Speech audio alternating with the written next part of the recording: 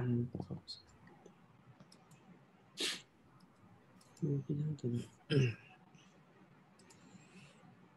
Hello, everybody. Welcome to this webinar brought to you by Bursa Malaysia and managed by LifeChamp.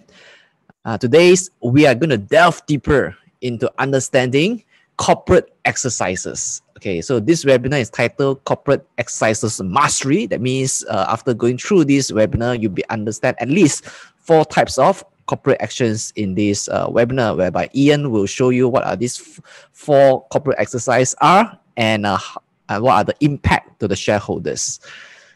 Before we move on, just allow a bit more time for more people to join the room. So this is Shane. I'm the moderator for this session. So if you are ready to learn about corporate exercises, please type yes and type ready. Let me know. Wow. Okay. Hi. Okay. Oh, I see many of the familiar names. If you have never missed any of our Bursa webinars for this year, okay, type me. Okay, let me know who among you are the loyal supporter. Wow, there are many. So many. Wow, looks like Shane, you are doing a good job. Fantastic. All right. Wow. Okay, thanks for joining this Corporate Exercises Mastery webinar brought to you by Bursa Malaysia. And today we have a sold out crowd. And now we have many of you here who are eager to learn about corporate exercises. As you know, corporate exercises are often undertaken by listed companies to achieve a certain objective. And today we are going to delve deeper into what are some of the common corporate exercises undertaken by them and what are the impact to the shareholders. So when you understand all these corporate exercises, then you'll be able to know the dilution impact, and then whether you should subscribe to the rights issue or not. So these are the questions that we will address in these corporate exercises mastery. And also there are some corporate exercises which could be misleading because that involve a change in terms of share price, whether be in share split or be in a share consolidation. And today we are going to look into that. Now, disclaimer, whatever we share on this webinar is only for educational purpose. In no way that I give any recommendation to buy or sell any stocks. Whatever companies that we mentioned in this webinar is only for case studies. So if you decide to buy or sell any companies after this webinar, that's your entire responsibility, okay?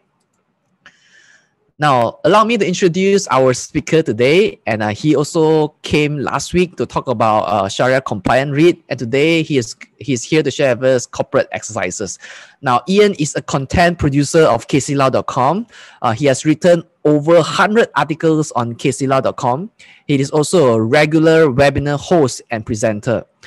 Now, moreover, he is the co-founder of dividendvault.com, where he manufactured competent dividend investors who can build and manage their own dividend-paying stock portfolio savvily and independently. Now, he himself is a dividend investor. He invests primarily for dividend income, and he got average 4 to 8% in dividend yield every year. So without further ado, let me hand over the session to you, Ian. Hey Shane, hey guys, hello everyone. Thank you so much for having me on Bursa Malaysia and on this platform to actually share more about stock investing to you guys. So it's always an honor to be here, and I've actually prepared a lot of materials like usual. So let's just get into it. So let me just share my screen. So Shane and you guys, I believe you are looking at my screen right now, right? Yes, we are looking at your screen. Okay, so with that, right, I'm gonna keep this webinar a little bit shorter so that I can actually address some of your questions. So if you have any questions regarding corporate exercises, you can actually just put it in the Q&A box, and I would love to answer as many of these questions as possible. So for those questions, right, put in Q&A. We address it later. Don't put in the chat group, okay? Put in the Q&A box, not the chat group. Exactly. Yep. So just follow what Shane has instructed, and we will do fine. And for this webinar, we're going to talk about 4 different types of corporate exercises. The first one will be bonus issue. The second one will be share split. The third one will be share consolidation. And the fourth one will be rights issue. Now, typically as a stock investor, if you ask me, do I like my stock to have corporate exercises? Well, in most cases, I don't really like a lot of corporate exercises lah. All right, I like things to be very smooth and simple. I like things to be as it is for most of the time. But sometimes, from time to time, there are stocks that will actually exercise or they will actually implement corporate exercises. So as an investor, it's also very important for us to find out what are the impact, what will be the impact to us as shareholders if we actually hold on to this stock, okay? So that we can make better informed decisions about our stock holdings. And with that, let's go into the first one, which is bonus issue. So what exactly is bonus issue? And okay, how about this? Can we actually do a poll here? Because the content overview is about bonus issue, share split, share consolidation, and rights issue. So I just want to get to know the audience a little bit better. How many of you guys actually come here already kind of like heard of these four terms and already kind of like have a better idea what these four terms are already? Maybe you can actually type in the chat box. And Shane, maybe you can actually disclose what will be the responses from the audience. Yes, many yes. Some say partially. Majority say yes. Majority say yes. Majority say yes. Okay, so which means to say I'm going to keep this webinar a little bit shorter because this seems to be more like an introductory kind of a webinar. But over time, I love that you guys will interact with me because the more interaction we have, maybe the more in-depth the discussion that we can actually have over this 1 hour or 1.5 hours kind of webinar. Okay, so for the sake of my for my own knowledge lah, is there anyone who says no? They haven't actually heard before these four terms. Anyone? Yeah, there are people who say no. Okay, fine. So which means to say the introduction is also very much important. Okay, so the first one, I'm going to talk about bonus issue. So let's go through this very quickly. I'm going to give you an example. So let me just give you a scenario, which I believe that for those of you who are stock investors, maybe you'll be very familiar about this scenario. All right, so let's just if you can just have your smartphone ready on at the palm of your hand so that you can do some very quick calculation. Okay, so scenario, I'm going to read this out to you. So let's say on January 29 of January 2021, Public Bank Berhad has completed its bonus issue where it issued 4 bonus shares for every 1 existing public bank shares held by its existing shareholders. Okay, as a result of this bonus issue, the stock price actually dropped from 20 ringgit and 95 cents a share down to 4 ringgit and 19 cents a share. So how many of you actually heard are aware of this bonus issue? Say yes. And let's see the response from the audience. Are most people aware of this bonus issue by Public Bank? Yes, many are aware. Many are aware. Okay, so many are following the news lah. All right. So the question is this. So the question is, so is Public Bank share now cheaper at 4 ringgit and 19 cents a share on the 29th of January 2021 as compared to 20 ringgit and 95 a share on the 26th of January 2021. So because of this bonus issue, right, has Public Bank share become cheaper? So how many say yes and how many say no? And what is the comment from you guys? So maybe Shane, you can actually disclose what would be the comment. Did Public Bank share become cheaper because of a bonus issue? Okay. Of course, most say no, and also most say same value. Most say no lah. Okay, so which means and same value lah. Which means to say most people here are quite savvy in terms of this bonus issue and the stock investing terms. So yes, okay. So some people, you may actually heard 1 or 2 of them says, hey, yes lah, after this bonus issue, Public Bank share actually become cheaper. Whoa. It dropped from 20.95 cents at 20 ringgit and 95 cents a share down to 4 ringgit and 19 cents. Wow, cheaper. The answer is no. Congratulations to you guys. So the value is actually more or less the same.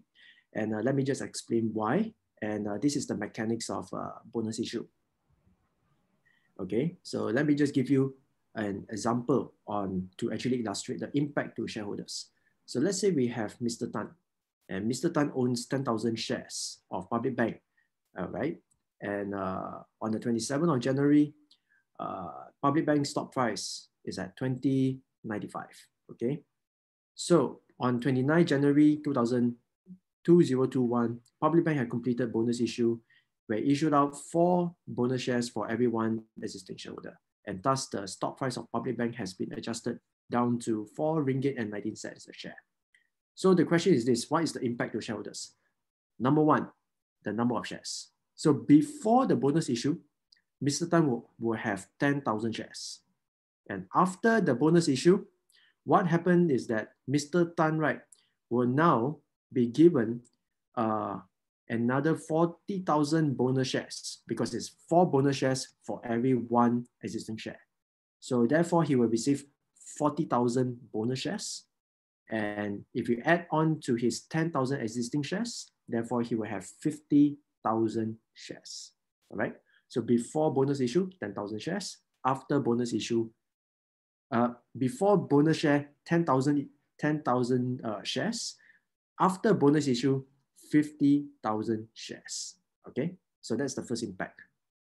Now, but then if you take a look at its any changes in terms of investment value, what we can see is that there's no change in his investment value or his value of holding on to Public Bank share. So as you can see, before the bonus issue, the amount, the value of his investment in Public Bank is 10,000 shares times 20 ringgit and 95 cents. And therefore, the value of his Public Bank shares is worth 209,000 ringgit and 209,500 ringgit. So that is his what I will call his investment value in Public Bank. After the bonus issue, the investment value will remain the same. It will be 50,000 shares multiplied by 4 ringgit and 19 cents, and therefore the investment value will be 209,500 ringgit. So there's no change in investment value. The only thing changes is his number of shares and the stock price of each of his share. All right, so that is actually the impact to shareholders. Okay. Now, as you can see, just now I asked the question, did Public Bank shares become cheaper? So the answer is obviously a no, which means to say you are quite savvy. But let me just explain why the value is, when it comes to valuing Public Bank share, bonus issue should not have any impact, okay, to the valuation of Public Bank. All right, so this will be shown on the screen. So what I've done is that I did some digging, and in 2020, Public Bank has reported this amount of shareholders' earnings, which is 4.8 billion ringgit in shareholders' earnings. Not too bad, especially in 2020 when we have COVID-19. The bank still makes $4.8 million in shareholders' earnings. Now, as you can see for Public Bank, the number of shares issued right before the bonus issue is 3.88 billion shares. So this is the amount of shares that they issue out before the bonus issue exercise. After the bonus issue exercise, it has been adjusted to 19.4 billion shares. Okay, so before is 3.88 billion. After the bonus issue, it is 19.41 billion. So when it comes to its calculation of earnings per share, so before the bonus issue,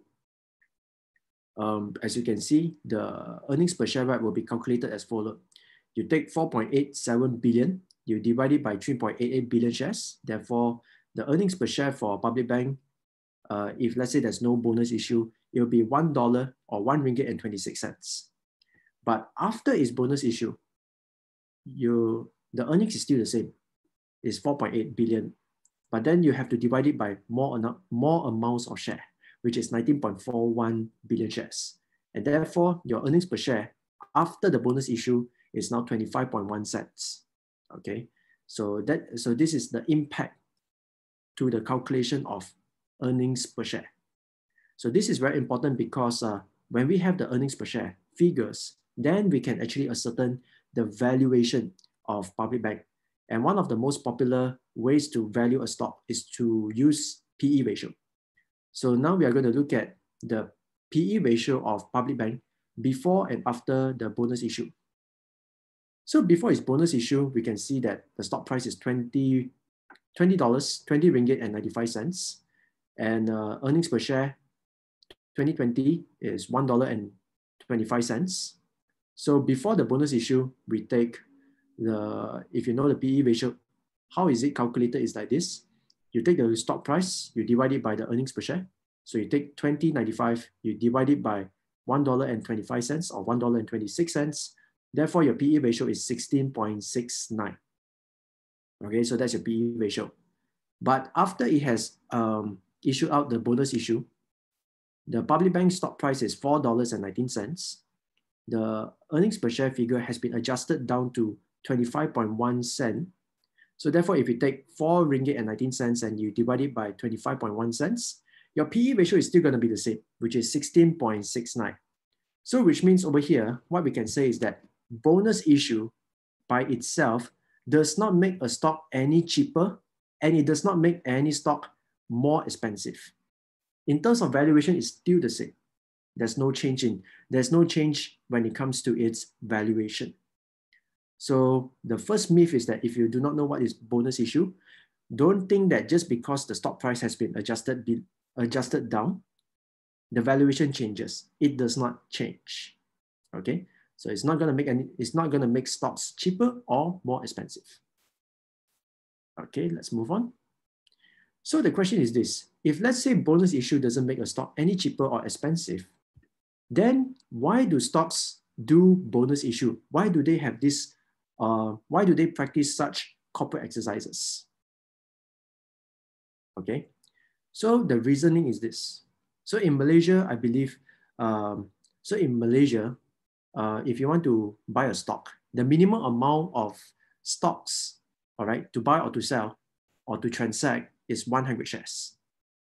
Okay, you can't buy 99 shares, you can't buy 85 shares, you can't buy 57 shares. You can't do that. The minimum, the quantum must be in 100 shares. So it's like 100, 200, 300. So before the bonus issue, if you want to invest, if you're interested to invest in public bank, the price is this. The price is 20 ringgit and 95 cents. You have to multiply it, you have to buy in 100 shares. So the minimum amount of money that you need to invest is 2,095 ringgit. So that is the capital needed for you to buy 100 shares. 2,000 ringgit and 95 cents. 2,000 ringgit and 2,095 ringgit. Sorry, tongue is actually quite twisted today. Not too sure why. So now, after the bonus issue, what happened is this. The same 100 shares still apply. But instead of paying 2,000 ringgit to buy 100 shares of public bank, now because the stock price has been adjusted downwards to 4 ringgit and 19 cents. So therefore, the minimum amount that you need to come up with to buy public bank shares is just 419 ringgit. So it is actually a lot more affordable for you to buy public bank shares today as compared to a time where it hasn't done the bonus issue. All right. So bonus issue makes a stock more affordable for you to buy. And because of that, of course, a lot more people can participate in buying and selling public bank shares. And this is one of the reasons why stocks may want to do bonus issues. Okay, so far clear? Clear, right? Shay? Yes. Yes, okay.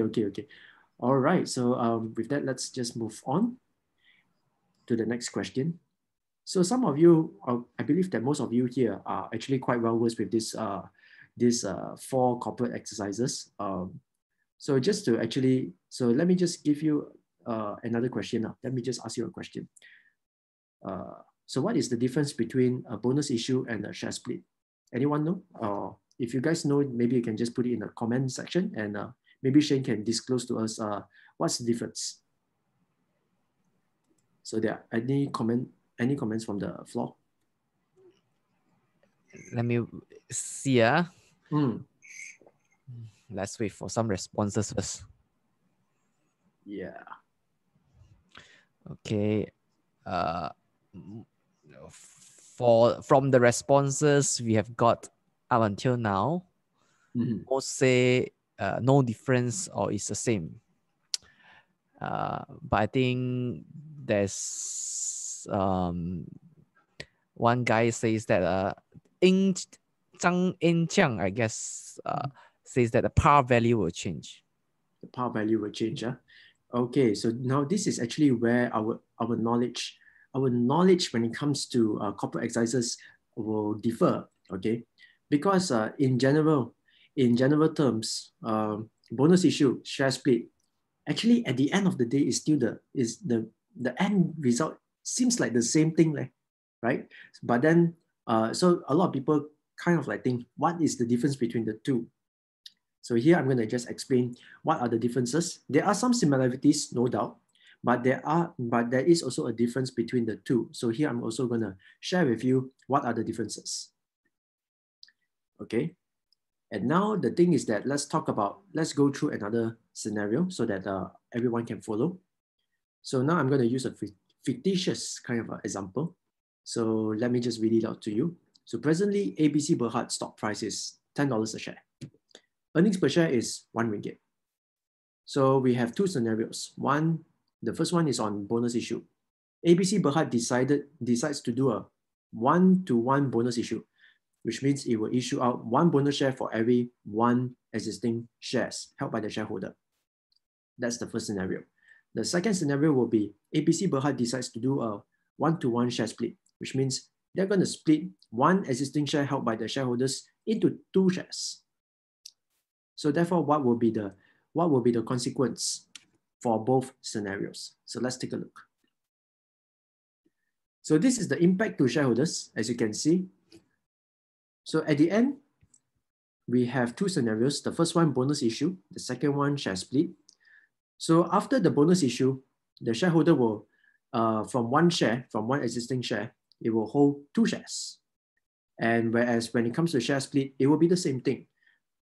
Initially, it holds 1 share. Now it holds 2 shares. All right. So it's still the same. Investment value. Initially, they have 1 share worth $10 each. So therefore, the investment value is 10. After the bonus issue, like just now what I've explained, the investment value did not change. So therefore, from 1 shares, the investment value is 10. Now he has 2 shares, but the investment value is still the same, which is also 10 ringgit. Same goes with share split. The investment value will remain at 10. Okay, there's no change in investment value, but the stock price will be adjusted. So in both cases, the bonus share, you will have $10 in investment value, but now split into 2 shares. So each share is now priced at 5 ringgit a share.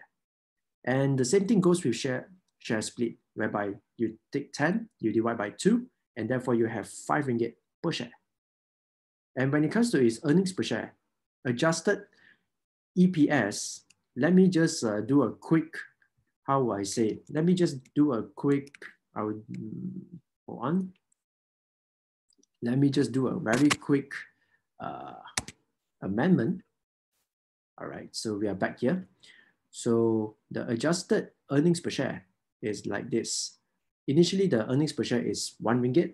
Now, because it's been split, now it has been like from 1 become 2. So therefore, you have to take 1 ringgit, divide by 2 shares, and therefore the adjusted earnings per share is now 50 cents. Same goes with share split. 1 divided by 2 becomes 50 cents. So therefore, PE ratio seems like the same. All right, you're going to take $5, divide by 50 cents, and as you can see for both cases, the PE ratio will remain at 10. which is exactly the PE ratio, just like before the bonus issue, which is 10, and also before the share split, which is also 10. Okay, so in essence, a lot of people will say there's not much of a difference in terms of impact between bonus issue and share split. So now here's a question. How do we actually define what is the difference between the two? Some of you actually got the correct answer, but here, in order to illustrate, I'm going to use the annual report of 2014 to actually illustrate the difference between a bonus issue and a share split. And with that, I'm going to look at the annual report of Aeon Co Malaysia Berhad, which is here, which is over here. As you can see, this is the official annual report from Aeon. So why I purposely choose this stock, right, is simply because, can you see over here? This is the number of shares for Aeon Co. And in 2013, Aeon Co has issued out 351 million shares. So this is the number of shares issued out, ordinary shares issued out by Aeon Co in 2013. And in 2014, something happened. In 2014, we can see that there is, number one, a bonus issue. Okay. And after that, after the bonus issue, they do a share split. Okay. So which means to say the bonus issue comes first. They'll increase the number of shares from 351 million to 702 million. And from 702 million, they do a share split. All right. So that at the end of the day, Aeon Co has increased its number of shares, ordinary shares issued, from 351 million to 1,404 million shares. Okay, so the difference is this. Okay, now bonus issue is actually issued. It is actually paid out of the company's retained earnings. Okay, meaning you say, let's say Aeon company, they make money. Some of the money they will pay out dividends. Some of the money they will retain inside the company. Okay, and that is called retained earnings. And over time, the retained earnings will grow. And as it grows, the company can choose what to do with the money. And one of the things they can choose is to give out bonus shares. All right, and with that, they will take this retained earnings. They will pay you, the shareholders, bonus shares, and as a result of it, all right, you will have more money. You will have more money paid out from the retained earnings portion to the share capital, and for you as a shareholder, you will get bonus shares. So that is bonus shares. For share split, what we can see is that initially the par value is $1.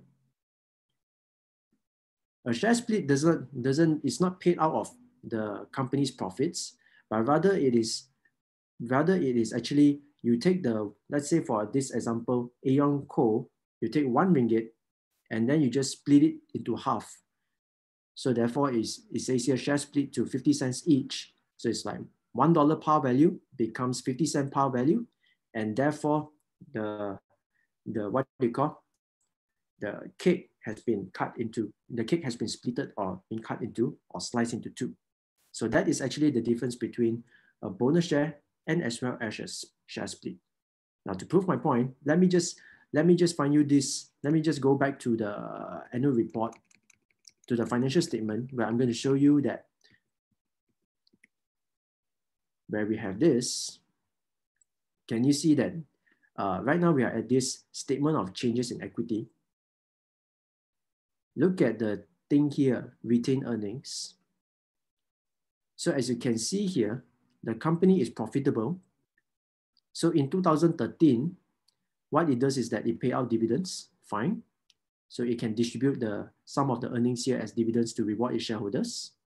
And likewise, it has also paid out dividends over here, which is fine. But over here, we can see that there is a bonus issue. So when that happens, they will minus off the bonus issue here, and they will transfer this money into share capital.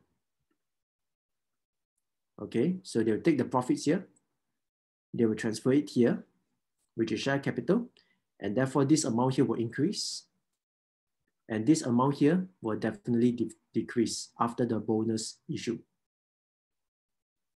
Okay, and as you can see over here, share split is not being paid out from the company's retained earnings. Share split is just merely taking the company's par value of $1 and chop it into 2, from $1 to 50 cents. So far so good, Shane? Or if there's any question regarding this, maybe you can also put this in the Q&A box. I will be more than happy to clear that up. Yeah, I think many are clear now, but of course, I want to add on one thing because there are also people who comment on that. Yep. Is that after 2016, right, Malaysia introduced the no par value regime. So after 2016, so essentially, there's essentially bonus issue and share split are the same now. In the past, right, shares, because of the par value, so share split will actually adjust the par value to proportionally.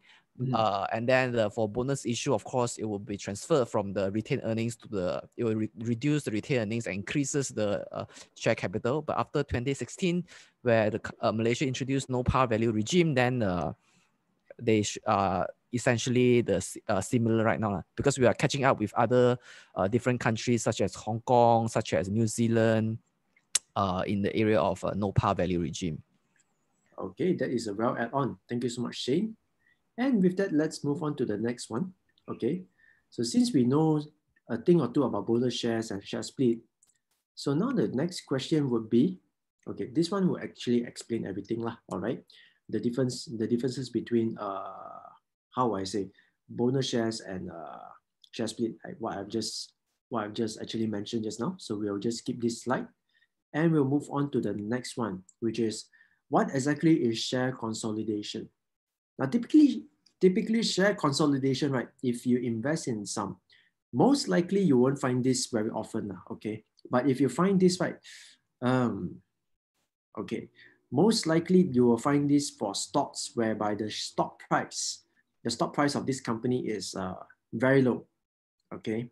And with that, what the stock will do, what the management will decide to do is they will do a share consolidation.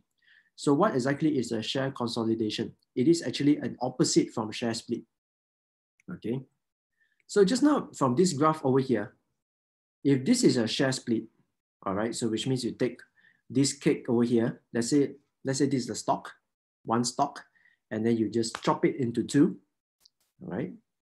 The size of the stock is still the same, the investment value is still the same, but it's just, you're just cutting the pizza.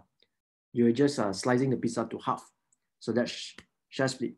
But share consolidation is you take the what do you call the sliced pizza and then you put back together and it makes it into a complete or a much more complete circle. Okay, so it's a reversal from share split. So that is actually share consolidation. So let me just give you a quick example. Okay, so here's another scenario. So let me just read it out to you. Presently, ABC Berhad stock price, right, it's at 5 cents a share. So typically, when a company does share consolidation, the stock price is usually very low, like 5 cents. And let's say ABC Berhad has issued out 500 million ordinary shares, and it decides to consolidate 10 existing shares into one new share. So what happens is this. Okay, so let's say the market cap. So here's a formula for those of you who do not know what is market cap. So this is the formula. So market cap is very simple. It is actually the size of the company, where the formula is you take the stock price of the company, you multiply by the number of ordinary shares issued, and therefore you have the size of the company. So which means if you have a lot of money and you want to buy up 100% of the company, that is market cap. So for ABC Berhad, the market cap is calculated as follows. You take 5 cents a share, you multiply with 500 million shares, and therefore the market cap of ABC Berhad would be 25 million ringgit. So that is before the share consolidation. After the share consolidation, so let's say, for example, the management decides to consolidate 10 existing shares into one new share. The market cap after the share consolidation will still remain at around 25 million ringgit. But the thing is this, the stock price of ABC Berhad will be adjusted. So what happened is that the market cap will still remain at 25 million, but instead of having 500 million shares, it now has 50 million shares only because 10 consolidate into one. So therefore, the stock price right now for each of these shares is now at 50 cents. Okay, so now from 5 cents, it is now 50 cents. So the question is, maybe I would like to ask from the audience, why a stock may want to exercise share consolidation? And perhaps Shane, maybe you can review to us what are the responses from the floor. Sure.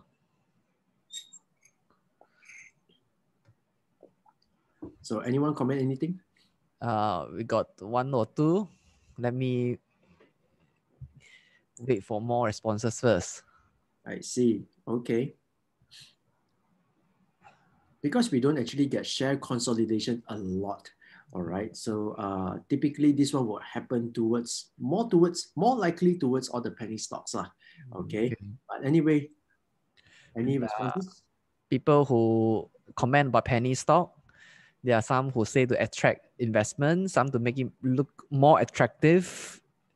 Some say that to reduce shareholders, to make it less volatile, and to increase the price so they have more space to drop. To decrease the shareholding from the public. So these are some of the responses, and to avoid being delisted, and to make it senang to goreng. Okay lah. Okay. So basically, I do share I do agree with some of the views actually being mentioned by Shane. All right. But of course, I don't think that after you have done the share consolidation, it doesn't make the stock easier to goreng lah. Because I think 5 cents, you see, of course, it will reduce the volatility for sure. Let's put it this way. Before the share consolidation, your share price is 5 cents a share. Okay, so 5 cents, even if you move by, let's say it goes up by 1 cent to 6 cents. All right, so 5 becomes 6. So you gain $1. You gain 1 cent. So even that 1 cent is like 20% gain already, right? In capital gain. But after the share consolidation, 50 cents, it increased to 51 cents, is just 2% gain. 2% only. Okay, so I don't think in terms of, I think it's more likely right? If you want to goreng, or people who are interested to goreng, maybe they'll go with the 5 cents one, which is before the share consolidation. But rather, I believe one of the reasons why companies may want to do share consolidation, I agree with the fact that it actually avoids the stock from being delisted. That one could be, I believe, is one of the valid reasons. Another one would be if you make your shares from 5 cents to 50 cents, at least to say it doesn't look like such a cheap stock such a too affordable kind of stock. At least now the stock price looks more presentable to investors. Then maybe the investors are more attracted to actually come in and buy the stock. That one, so it's more like a packaging technique okay, a better way to actually present the company to the shareholders or to the investment community than just having a stock price which is worth 5 cents Okay, so this is actually, I believe, the reason why the company may want to do share consolidation. Okay, as you can see from this graph, this slide over here, share consolidation is a reversal of share split, where it goes from making the small little shares, you gabong them, or you just consolidate them to make it a little bit bigger. And finally, now we are going to look at to rights issue. So what exactly is rights issue? And this will be the more, as compared to bonus issue, share split, and share consolidation, this one will be a little bit more complex. And let's get right into it. So the key thing, so now over here is that I would like to start off with explaining why companies may want to do rights issue. So for a company, a public listed company, there are times that they want to raise capital. And there are a few ways they can do that to raise capital. The first one is that they can, of course, generate profits from their own existing business. And from there, they get operating cash flow. And from there, they can raise capital. That would be the best case scenario. Actually, I would love the company to raise capital this way from the customers themselves, which means company is growing their sales, growing their profits, they are receiving cash from their customers, and therefore they can use the cash flow received from the customers to fund their investment opportunities, or to reward shareholders like me with dividends. That would be the most ideal way. But sometimes it's not that way. Sometimes the company may want to pursue even greater growth, and the amount of money they raise from the customer is not enough. So what is the next best option? So the next best option will be for the company to raise capital through debt. Okay, so which means they go to the bank and borrow money. So, but the problem with going to the bank and borrow money is, number one is that they have to pay interest. Okay, so they have to pay interest on top on their borrowings. So some of these companies, they may not want to do that. Some companies do that, some companies may not.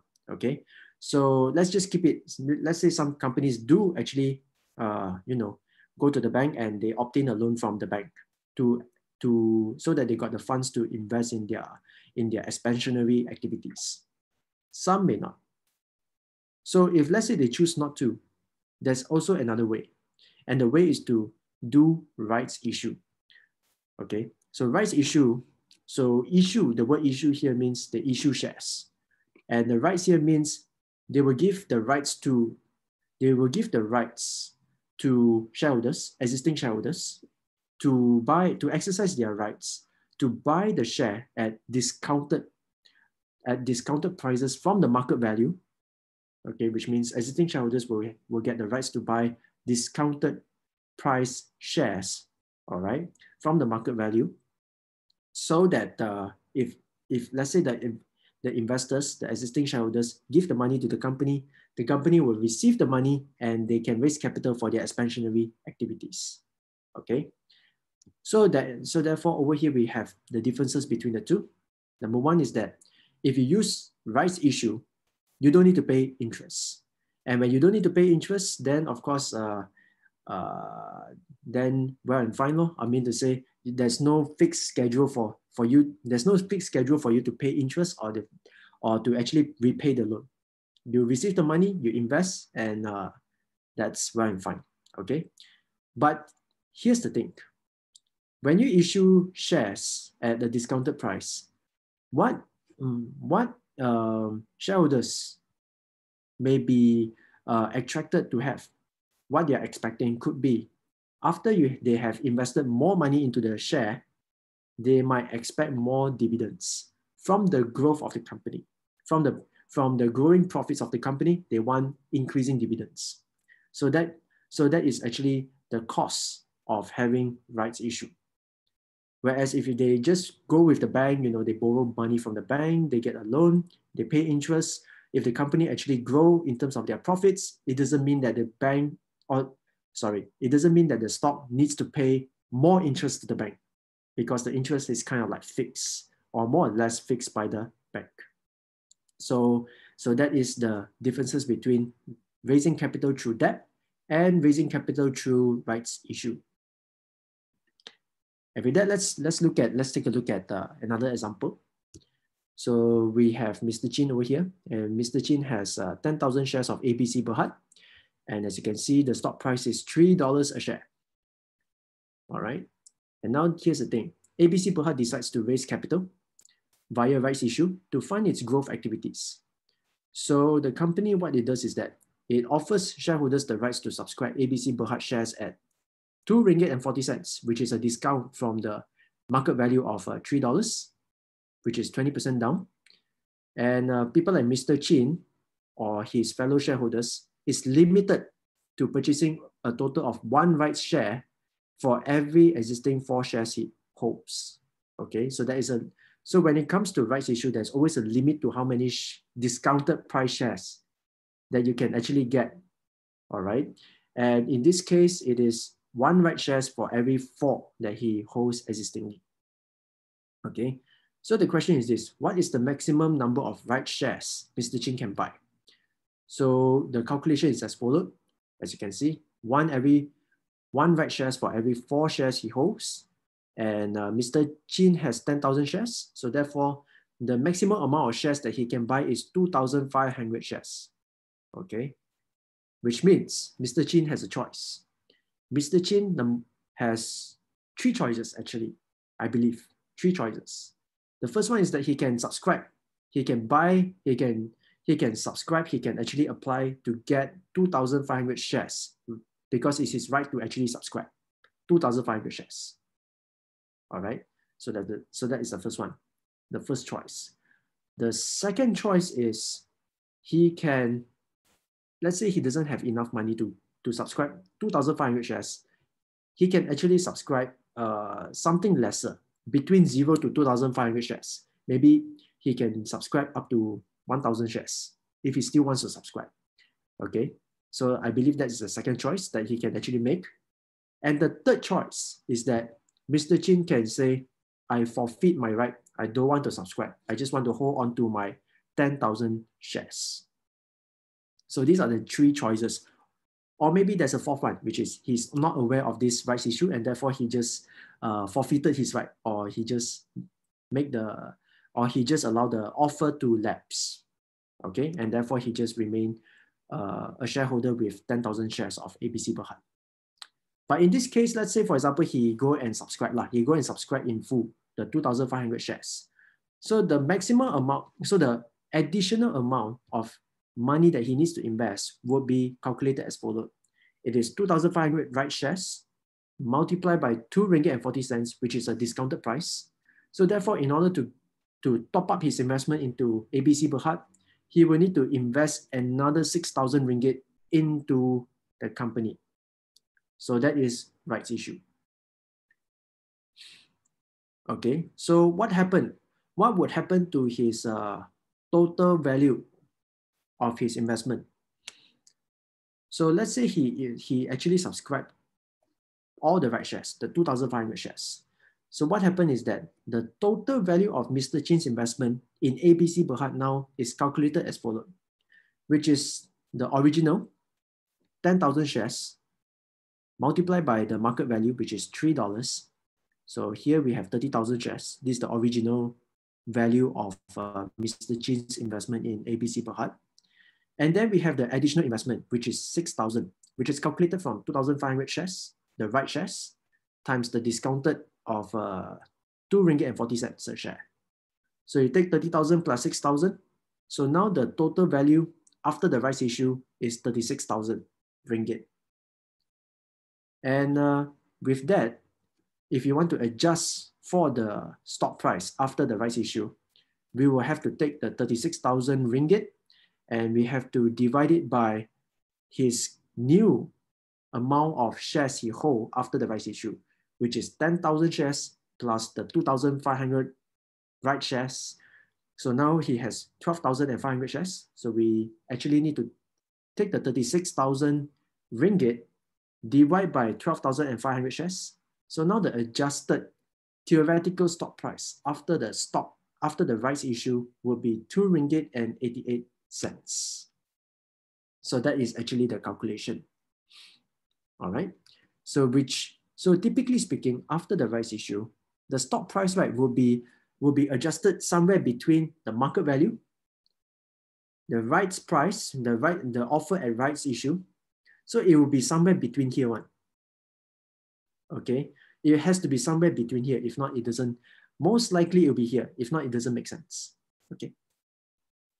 So that is actually the impact to shareholders. Now, I believe that you guys may have a lot of questions when it comes to these 4 corporate exercises, which is bonus share, bonus issue, share issue or share split, sorry, share consolidation, and as well as rights issue. And I'm more than happy to be here to actually address them. So with that, thank you so much, Bursa Malaysia, for having me, and as well as Life Chan, Shane Chu, for having me here to present to you about these 4 corporate exercises. Hopefully it's an eye-opener to you. And let's get into the questions. Thank you so much, Shane, and back to you, man. All right. Thank you so much, Ian. Yeah, before we go to the Q&A, if I may add on to one particular comment on the share consolidation, which is, the most common mistake that the investor often make when it comes to a share consolidation is they sell before the X date. So what I mean, for example, if you have, let's say you have 1,000 shares and the price is like 10 cents, and if they do like, if they consolidate 10 shares to 1, so your 1,000 units of share will actually become 100 units of shares. And then let's say the share price is 10 cents, and then it will actually increase it tenfold to 1 ringgit. So a lot of investors, without realizing that the company actually undertaken a share consolidation, will think that their share price actually last time I checked is 10 cents, today is 1 ringgit. So they actually have 1,000 units. So they immediately the next day they sell off 1,000 units of the share, because suddenly they realize that the share price from 10 cents and it go up to 1 ringgit, and then they sell off 1,000 units of them. Now, because Bursa settlement is T+2, so before T+2, the shares in your portfolio is still 1,000. So actually you have to wait until, if you want to sell the next day, you can only sell at 100. So a lot of time people oversold. A lot of time investors oversold, believing that their stock price increased tenfold, it's time to take profit. When they oversold, and then you have to cover back your portfolio. You have to cover back the excess, then it will cost you a lot of money. So this is one of the most common mistakes that people did when it comes to share consolidation. That means they do not realize that the company has undertaken share consolidation, and then their total shares in the portfolio should have been shrunk, but they oversell. I see. Oh, that's a very good add-on. Thank you so much, Shane. Never actually thought of it that way. Yeah, because the way you cover back, right, is really expensive. Because a lot of people think that you will go up, and then they chase the price. So from 1 ringgit, actually the next day you want to sell become 120. So you have to cover back the 900 extra that you have sold. That is very tricky, but okay. I see where this is actually coming from. You understand what I mean, right? I understand. Okay, cool. Yeah, thanks everybody for tuning in into this corporate exercises mastery. And if you're ready, let's go to the question and answer sessions. Yep, let's do this. Okay.